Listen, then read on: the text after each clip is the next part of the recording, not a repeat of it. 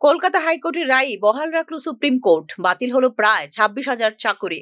এই রায় দিয়েছেন প্রধান বিচারপতি সঞ্জীব খান্না ও বিচারপতি সঞ্জয় কুমারের বেঞ্চ। গত বছর এপ্রিল মাসে এসএসসির নিয়োগ দুর্নীতি মামলায় 2016 সালের নিয়োগ প্রক্রিয়া বাতিল করার নির্দেশ দিয়েছিল কলকাতা হাইকোর্টের বিচারপতি দেবাংশু বসাক ও বিচারপতি মোহাম্মদ সাব্বর রশিদির division bench. Group C, group D, নবম, দশম, একাদশ, দ্বাদশের সমস্ত নিয়োগ অর্থাৎ 2016 সালের পুরো প্যানেল বাতিল করে দিয়েছিল হাইকোর্টের ডিভিশন বেঞ্চ। চাকুরি যায় 25,753 জন শিক্ষক ও শিক্ষাকর্মীর।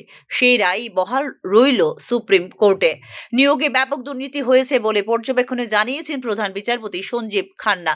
যোগ্য ও যোগ্যদের বাছাই করা সম্ভব নয়। যারা দোষী নন তারা নতুন করে চাকুরির জন্য আবেদন করতে পারবেন বলেও জানিয়েছে সর্বোচ্চ আদালত।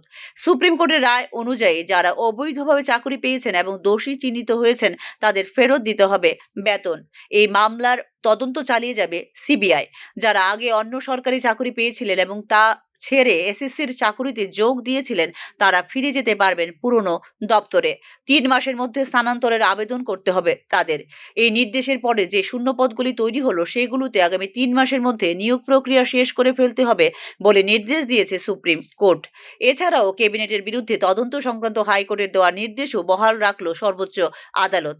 কলকাতা হাইকোর্টের ডিভিশন বেঞ্চের দেওয়া রায়কে চ্যালেঞ্জ করে সুপ্রিম কোর্টের দ্বারস্থ হয়েছিল পশ্চিমবঙ্গ রাজ্য সরকার। পশ্চিমবঙ্গ মধ্যশিক্ষা পর্ষদ এবং চাকুরিহারাদের একাংশ দ্বারস্থ হয়েছিলেন সুপ্রিম কোর্টের। গত 10ই ফেব্রুয়ারি শীর্ষ আদালতে শেষ হয় এই মামলার শুনানি। অবশেষে বৃহস্পতিবার এই মামলার রায় দিল দেশের সর্বোচ্চ আদালত। Bureau report, news now.